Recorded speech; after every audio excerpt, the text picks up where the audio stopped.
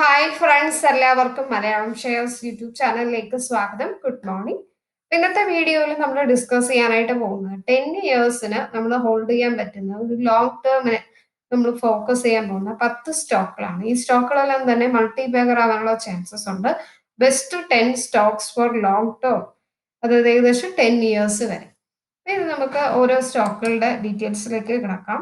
അതിൽ ഫസ്റ്റ് നമ്മൾ നോക്കാനായിട്ട് പോകുന്നത് ഇന്ത്യ മാർട്ട് ഇന്റർനെറ്റ്, ഈ ഒരു സ്റ്റോക്കാണ്. അതായത് ഞാനൊരു 10 കാറ്റഗറീസ് ആയിട്ടാണ് വരുന്നത്. ഫസ്റ്റ് കാറ്റഗറിയിൽ നമ്മൾ ചൂസ് ചെയ്തിരിക്കുന്നത് IndiaMART, Affle India, IRCTC, RIL, Info Edge, ഈ 5 സ്റ്റോക്കുകളാണ്. അപ്പൊ അത് ഓരോന്നും നമ്മൾ എന്തുകൊണ്ടാണ് നമ്മൾ ആ സ്റ്റോക്ക് ചൂസ് ചെയ്തതെന്ന് നമുക്ക് നോക്കാം. First India mart internet. അപ്പൊ ഈ ഒരു stock digital largest B2B digital market place ആണ് കൺട്രിയില്. അപ്പോൾ ഇവരുടെ കറണ്ട് പ്രൈസ് 8,837, 52 വീക്ക് ലോ 1,641 നിന്നും 8,000 വരെ എത്തിയിരിക്കുകയാണ്. 52 വീക്ക് ഹൈ 9,952. ഡിവിഡൻഡ് yielding ഉണ്ട്.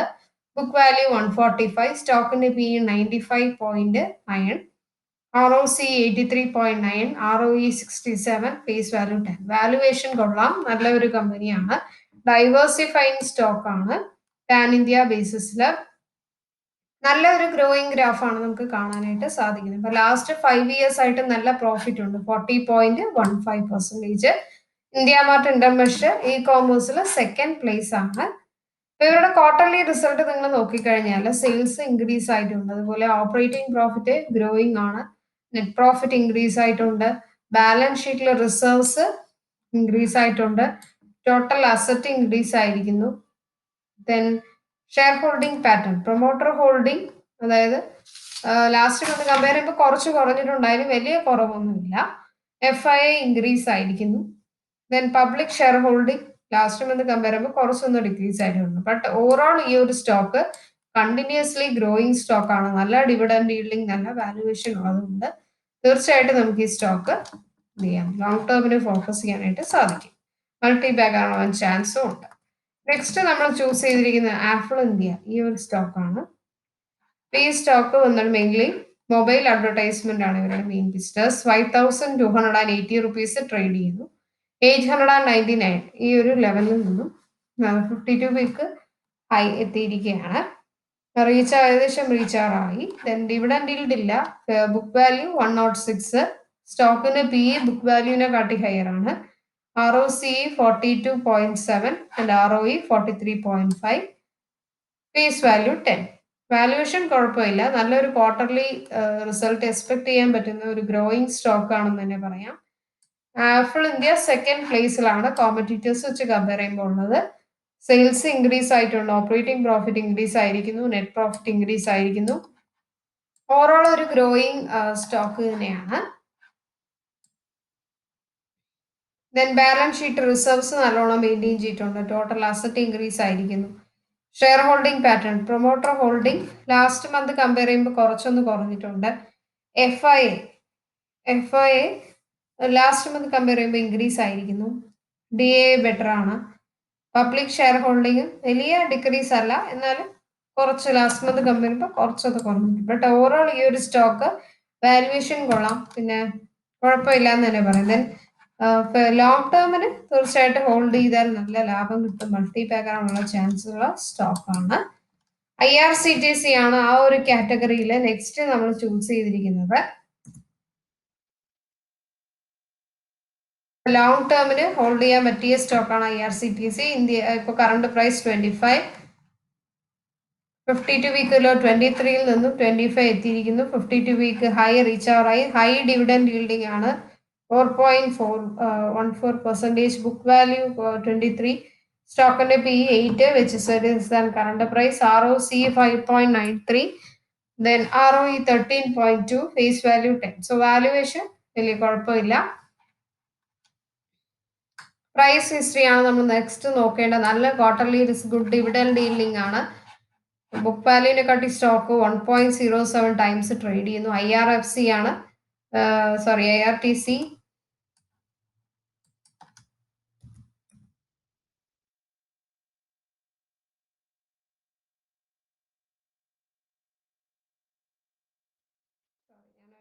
മാറ്റിയാണ് പറഞ്ഞത്. IRCTC 1675, 52 വീക്ക് ലോ 775 നിന്നും 52 വീക്ക് ഹൈ റീച്ച് ആറായി. ഡിവിഡൻഡ് ഈൽഡ് 0.75 ആണ്. Book value 83.5.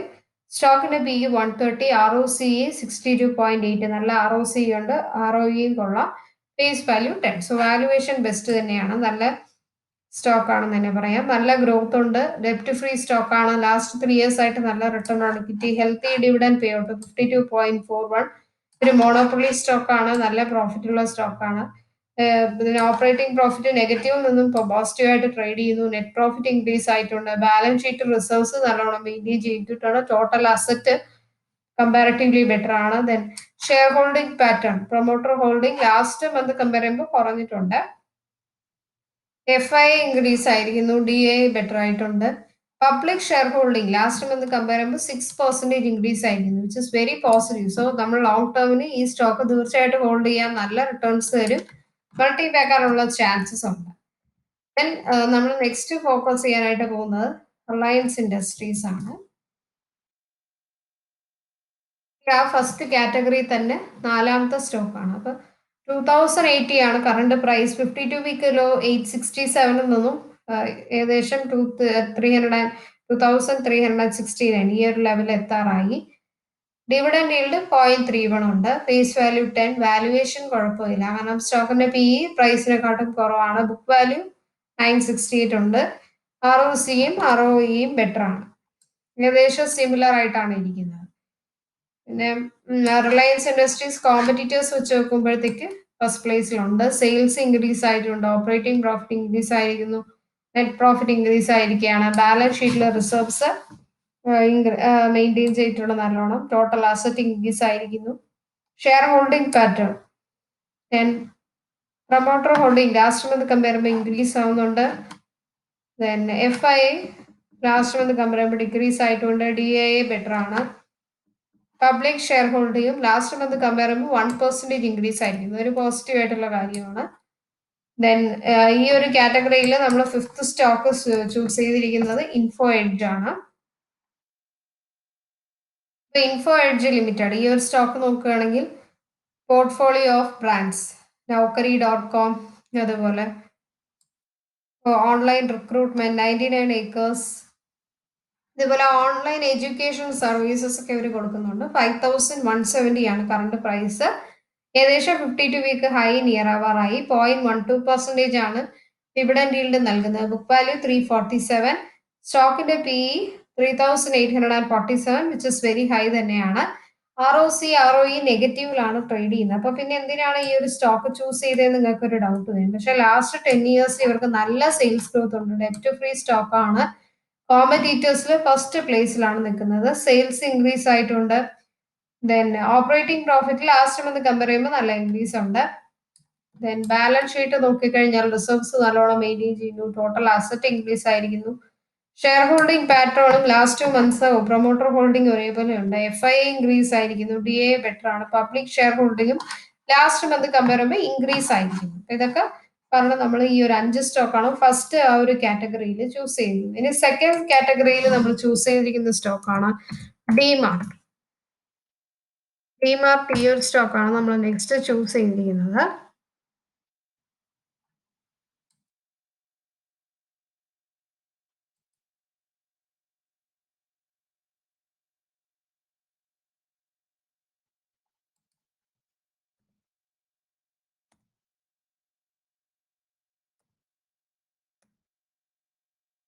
ഡിമാർട്ടും ട്രെൻഡും ഈ രണ്ട് സ്റ്റോക്കുകളാണ്. ട്രെൻഡിന് നമുക്ക് ഡീറ്റെയിൽസ് നോക്കാം. ട്രെൻഡ് ലിമിറ്റഡ് മെയിൻലി ഇവർ റീറ്റെയിലിംഗ് സെഗ്മെന്റ്, അതായത് ഫുഡ്വെയർ, ആക്സസറീസ്, ടോയ്സ്, ഗെയിംസ് ഇതൊക്കെയാണ്.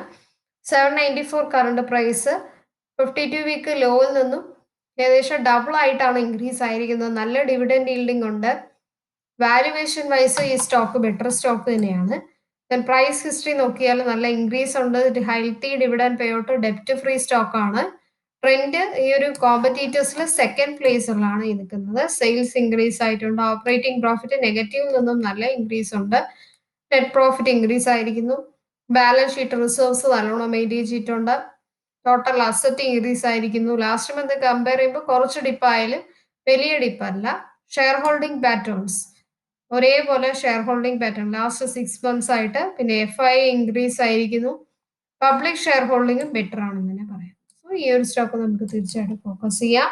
നെക്സ്റ്റ് നമ്മൾ ഇൻഷുറൻസ് ഈ ഒരു സെക്ടറിൽ HDFC ലൈഫ് ആണ് നെക്സ്റ്റ് നമ്മൾ നോക്കേണ്ട സ്റ്റോക്ക്. ഇൻഷുറൻസ് എന്ന സെക്ടറിൽ 711 ആണ് കറണ്ട് പ്രൈസ്. നല്ല ഒരു വാല്യുവേഷൻ ഉള്ള സ്റ്റോക്കാണ്. ഡിവിഡൻഡ് ഈൽഡ് ഇല്ലെങ്കിലും സ്റ്റോക്കിന്റെ PE, book value, ROC, ROE അതുപോലെ ഫേസ് വാല്യൂ ഒക്കെ ബെറ്റർ ആണ്. നല്ല പ്രൈസ് ഹിസ്റ്ററി ഉണ്ട്. നല്ല ക്വാർട്ടർലി റിസൾട്ട് റെസ്പെക്ട് ചെയ്യുന്ന സ്റ്റോക്കാണ്. ഡെപ്റ്റ് ഫ്രീ സ്റ്റോക്കാണ്. ഇൻഷുറൻസ് സെക്ടറിൽ ഫസ്റ്റ് പ്ലേസിലാണ് ഇവർ നിൽക്കുന്നത്. ദെൻ സെയിൽസ് ഇൻക്രീസ് ആയിട്ടുണ്ട്. ഓപ്പറേറ്റിംഗ് പ്രോഫിറ്റ് ഇൻക്രീസ് ആയിരിക്കുന്നു. ലാസ്റ്റ് മന്ത് കമ്പയർ ചെയ്യുമ്പോൾ കുറച്ച് ഡിപ്പായാലും വലിയ ഡിപ്പല്ല. ബാലൻസ് ഷീറ്റിലെ റിസർവ്സ് നല്ലോണം മെയിൻറ്റെയിൻ ചെയ്തിട്ടുണ്ട്. ടോട്ടൽ അസറ്റ് ഇൻക്രീസ് ആയിരിക്കുന്നു. Promoter holding last month compare ചെയ്യുമ്പോൾ ഡിക്രീസ് ആയി. FI ഇൻക്രീസ് ആയിരിക്കുന്നു. DA ബെറ്റർ ആണ്. പബ്ലിക് ഷെയർ ഹോൾഡിംഗ് ലാസ്റ്റ് മന്തിക്കാൾ 1% ഇൻക്രീസ് ആയി. സോ ഒരു ഗ്രോയിങ് ഗ്രാഫ് തന്നെയാണ് ഈ ഒരു സ്റ്റോക്കിനെ കുറിച്ച് പറയാനുണ്ടെങ്കിൽ. സെക്കൻഡ് കോമ്പറ്റീറ്റർ ആണ് SBI ലൈഫ് ഇൻഷുറൻസ്. സോ ആ ഒരു സ്റ്റോക്ക് തന്നെയാണ് ലൈഫ് ഇൻഷുറൻസ് സെക്ടറിൽ നമ്മൾ ചൂസ് ചെയ്തിരിക്കുന്നത്. അപ്പൊ ഇവരുടെയും വാല്യുവേഷൻ ബെറ്റർ തന്നെയാണ്. ഇവരുടെ വാല്യുവേഷൻ അതുപോലെ തന്നെ നല്ല ക്വാർട്ടർലി റിസൾട്ട്, ഡെപ്റ്റ് ഫ്രീ സ്റ്റോക്കാണ്. ദെൻ സെയിൽസ് ഇൻക്രീസ് ആയിട്ടുണ്ട്. നെറ്റ് പ്രോഫിറ്റ് ഇൻക്രീസ് ആയിരിക്കുന്നു. ലാസ്റ്റ് മന്ത് കമ്പയർ ചെയ്യുമ്പോൾ കുറച്ച് ഡിപ്പായിട്ടുണ്ട്.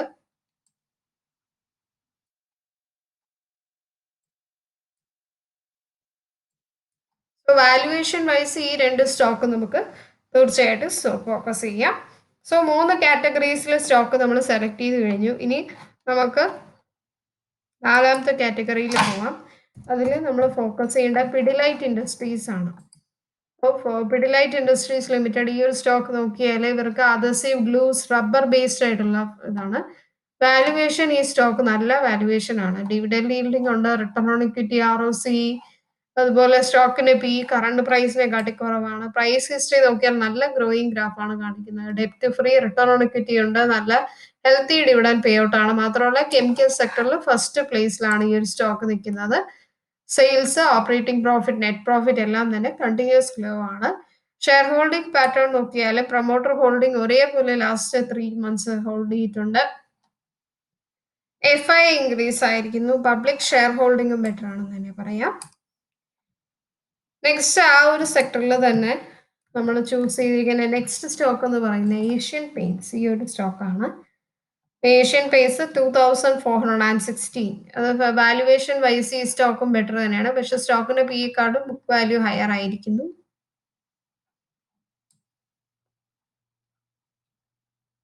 ഡെപ്റ്റ് ഫ്രീ ആണ്. 3 years റിട്ടേൺ ഓൺ ഇക്വിറ്റി ഉണ്ട്. Healthy dividend pay out.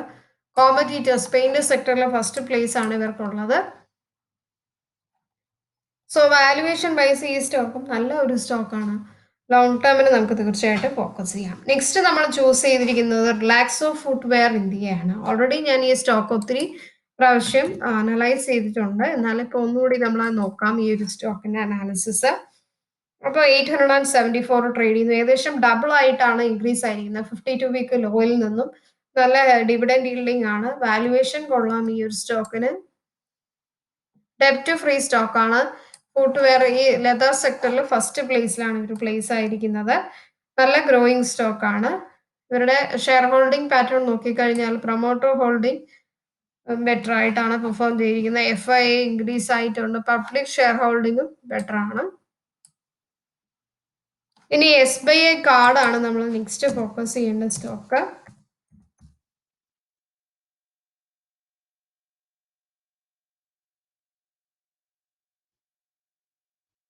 Relaxo footwear പറഞ്ഞപ്പോൾ ഞാൻ ഒരു സ്റ്റോക്ക് പറയാനായിട്ട് മറന്നുപോയി. ബാറ്റ ഇന്ത്യ ഈ ഒരു സ്റ്റോക്കും ഫുട്വെയർ സെക്ടറിൽ നമ്മൾ ഫോക്കസ് ചെയ്യാൻ പറ്റിയ നല്ല ഒരു സ്റ്റോക്കാണ്. അതുപോലെ SBI കാർഡ്സിനോടൊപ്പം ബജാജ് ഫിനാൻസും ഹോൾഡ് ചെയ്യാൻ പറ്റിയ നല്ല സ്റ്റോക്കാണ്. ദെൻ ആസ്റ്റൽ പോളി സുപ്രീം ഇൻഡസ്ട്രീസ് അത് ഞാൻ ഓൾറെഡി ഡിസ്കസ് ചെയ്തിട്ടുള്ള സ്റ്റോക്കാണ്. ഡിക്സൺ ടെക്നോളജി, ആംബർ എന്റർപ്രൈസസ് ആണ് നെക്സ്റ്റ് കാറ്റഗറി സ്റ്റോക്ക്.